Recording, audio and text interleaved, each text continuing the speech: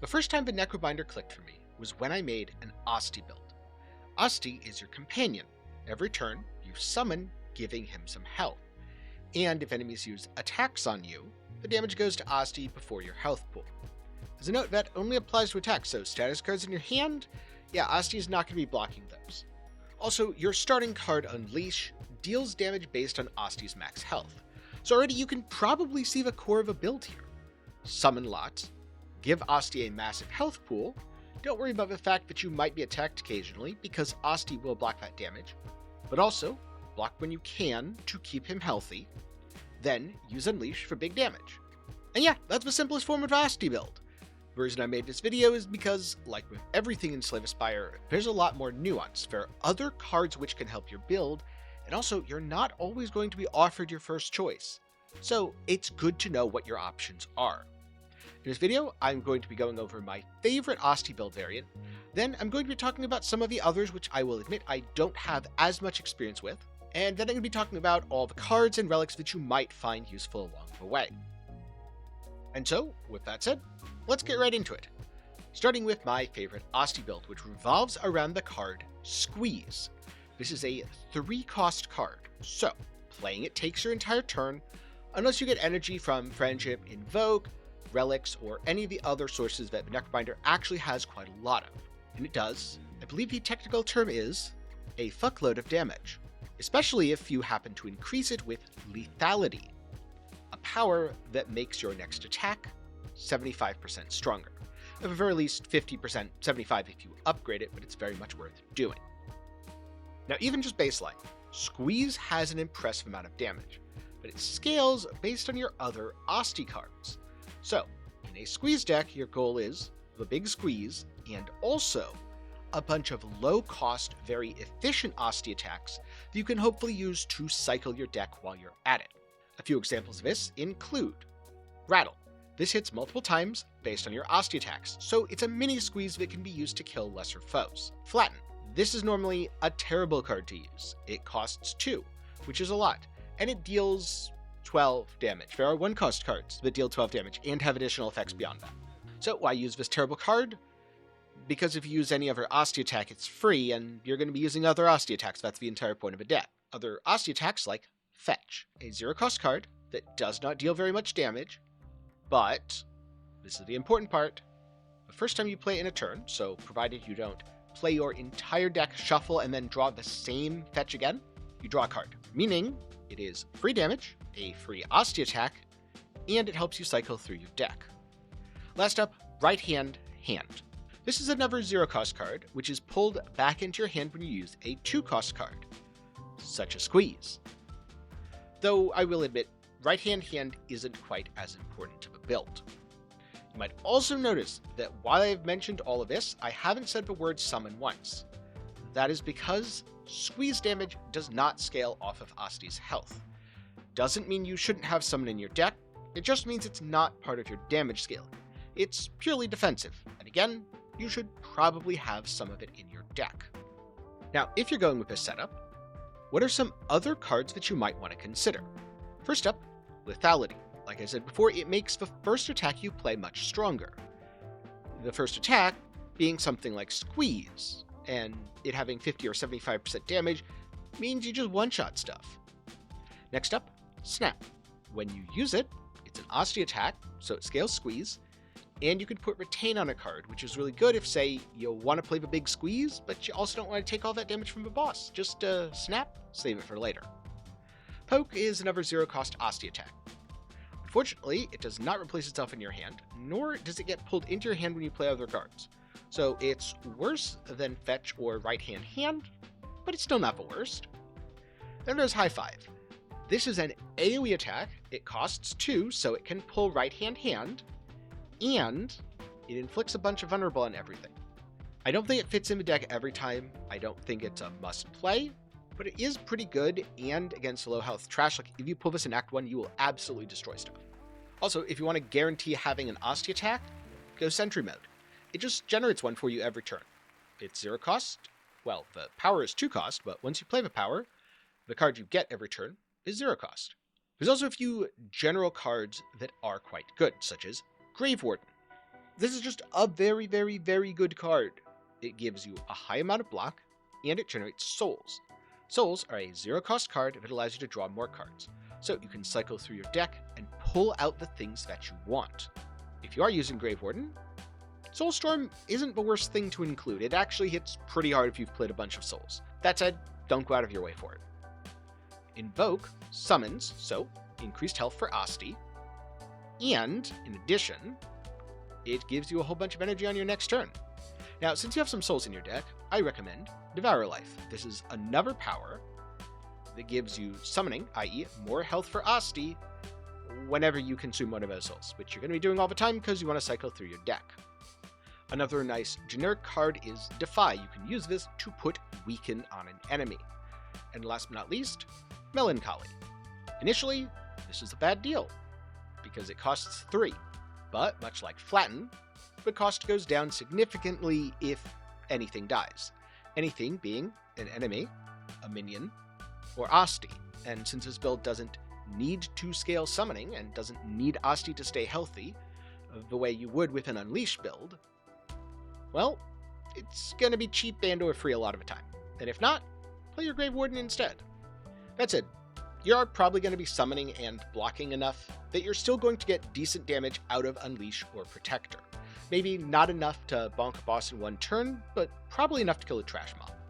That said, there is another way to build Osty. Now, I will admit, I'm a little less experienced with this. I've played through one deck of it. That's it. I may get something wrong, and if so, please let me know down in the comments below. But the other version of a build is to go all in on Unleash, and if you get lucky, upgrade it to Protector.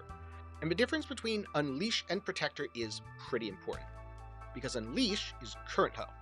So if Osty has 50 max health, and he takes 20 damage, he has 30 current health. But Protector is max health.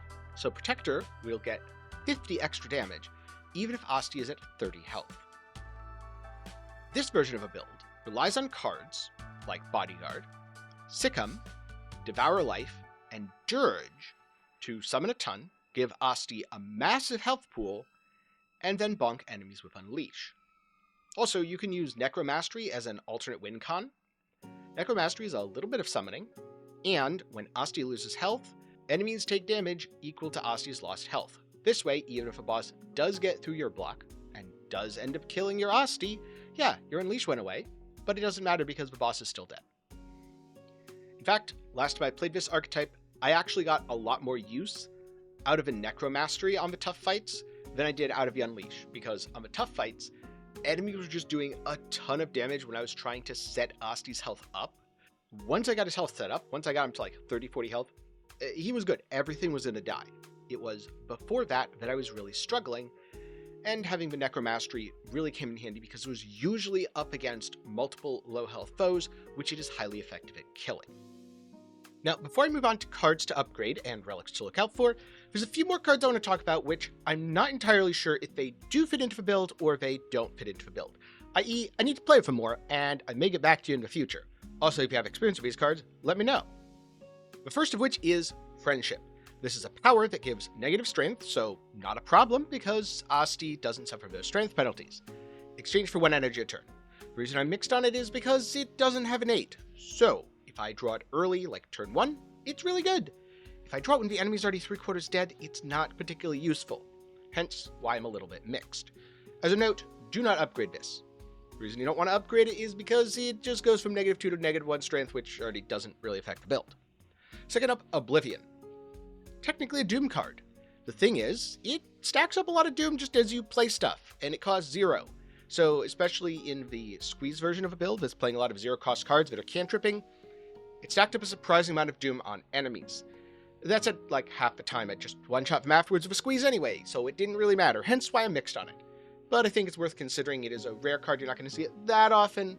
But if there's no other good options, I mean, yeah, it's free power, and it doesn't cost you anything. Then there's Spur. A card with Retain, so you can stick it in your hand and hold on to it. Summon to 3, Osty heals 5 health. This is particularly useful if Osty has taken some damage. I think it's worth considering. It's probably worth taking if you are playing the Unleashed version, especially if you have a good number of other summon effects, but I haven't had that much experience with it personally. And then there's Bone Shards, which was recently recommended to me on my Doom build. Now, this is not to be used if you are playing Protect the Osty and you are increasing his health, because it kills Osty. But it is 9 damage to all enemies, 9 block, which is actually surprisingly really good in a card. And if you have a summon effect, I believe you can play Bone Shards and then summon to instantly get Osty back so that Osty can still technically block for you on the next turn. Again, this is something that was recently recommended to me in the comment section of another video, so I have not tested it yet, but I definitely plan to in the future. And I think for the lighter version, i.e. the making Osty attack, as long as there's some sort of summon effect that I can use to bring him back so he can continue to attack that turn, or if I use it as my last move of a turn, yeah, it could very well be worth using. After all, 9 damage, 9 block for 1 energy, really good.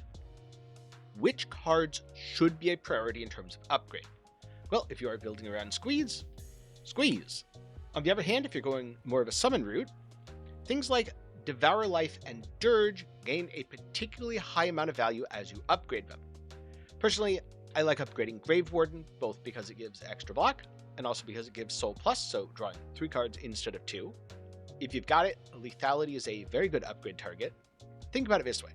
If you would do 100 damage, base Lethality, you go to 150. Upgraded Lethality, you go to 175. So a 50% increase on a 50% increase to your damage, which I don't feel like doing the math, but let's just say it's very good. And another card that I like to upgrade is Defy, specifically because it inflicts double weak on enemies. As a note, if you're really struggling for block, you can take a Negative Pulse. While by Act 3 it falls off because this isn't a Doom build, it can act as a stand-in for some of your basic defense cards, things like Grave Warden, Defy, or Melancholy. Just keep in mind it does do the job worse because, again, you're not a Doom build. Now, in terms of relics to look out for, the first thing would be any relic that gives you block. That way you can spend more of your time summoning and using your Osty attacks and less of your time, and specifically less of your energy, blocking enemy damage and keeping Osty healthy. Next up, especially if you are playing the Squeeze version, look for things that trigger when you play attacks, i.e. kunai, because what are your 0-cost Osty attacks? Attacks. And the extra defenses from the dexterity you will generate means you spend less energy blocking and more energy smashing enemy faces. Now, most of the recommendations, they are not specifically synergizing with Osty or build, but this last one, Bone Flute, very much does. When Osty attacks, you get block. It's everything you want, and it makes all of those 0-cost attacks basically say 0 cost, deal damage, and also gain 2 block, which is pretty darn good. It's sort of like After Image on the Silent, a little weaker arguably, but also really strong. And so now that I've gone over the cards to look out for, cards to upgrade, cards to remove, remember, strikes, defends if you have a ton of extra removal, and relics, what about the gameplay? Is there anything that you should keep an eye out for? Well, there are a couple things that come to mind.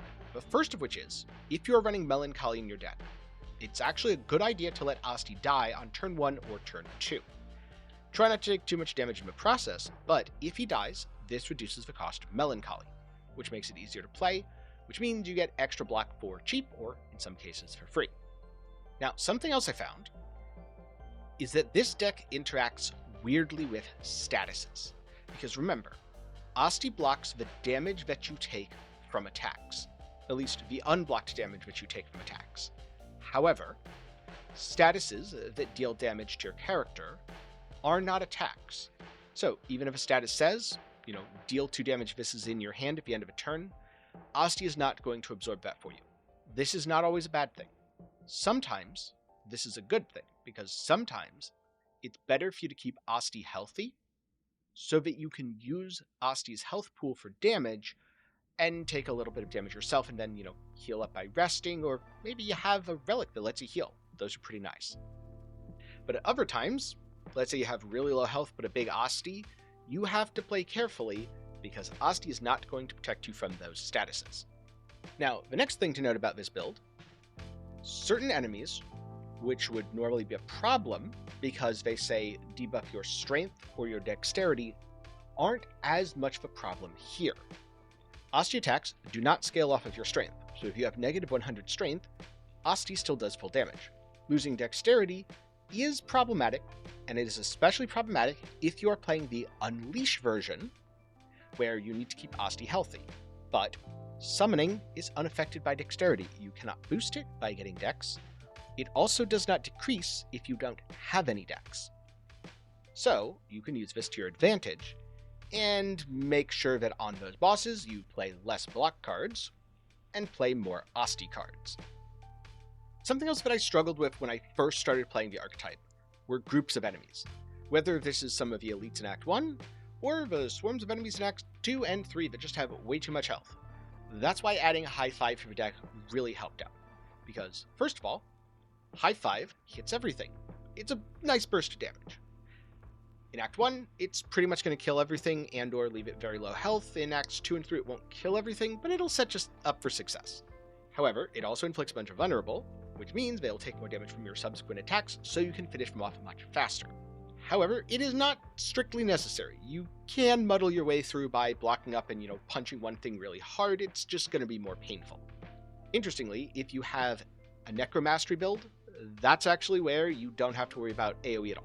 All of a sudden, Decamillipede, it's just going to die. It's going to hit Osty. It's going to make Osty take a lot of damage, lose a lot of health. Osty is then going to AoE everything, and then the Decamillipede is going to be a Dedamillipede, as it should be, because that thing is really annoying. It's actually starting to edge out the Entomancer as enemies I die to, which is genuinely impressive. Now, another struggle point that I ran into a few times was simply running out of damage. This was specific to the Unleashed/Protector variant, where I was reliant on Osty getting a bunch of health, and then drawing one specific card. In these situations, enemies will ramp up, they'll gain strength, like a cultist is going to gain a bunch of strength for their ritual. It becomes harder and harder and harder to keep Osty healthy. I have not fully solved this, because as I start playing on higher ascensions, it does keep happening. But I did do a couple things that made it a lot better. First is playing Squeeze when I can. Second is picking up Necromastery when I can.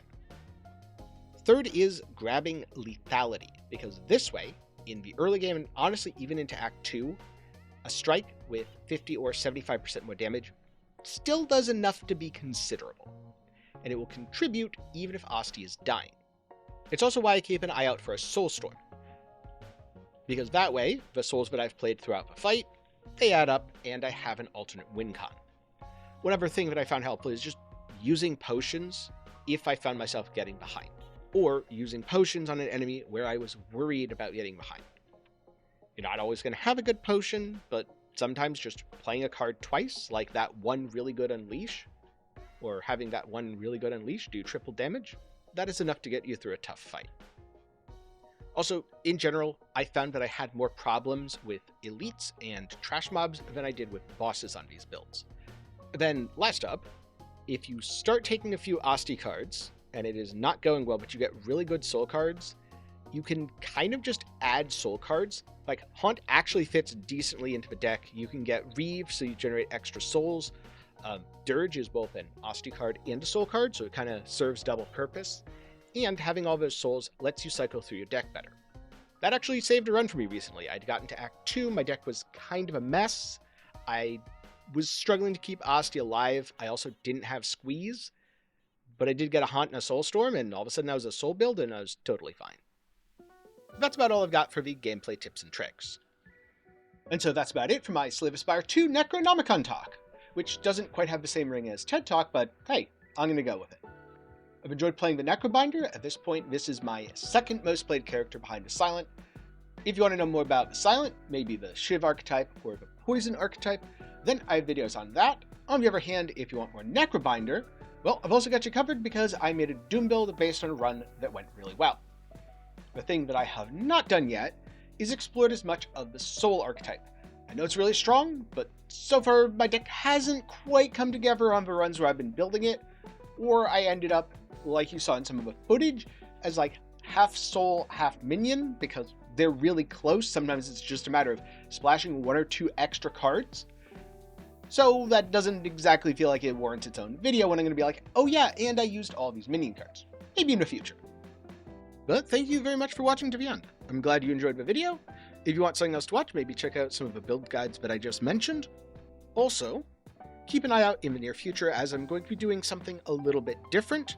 Instead of a specific build or the cards that you need to build around, I'm going to be talking about the silent and different card archetypes you can build on her.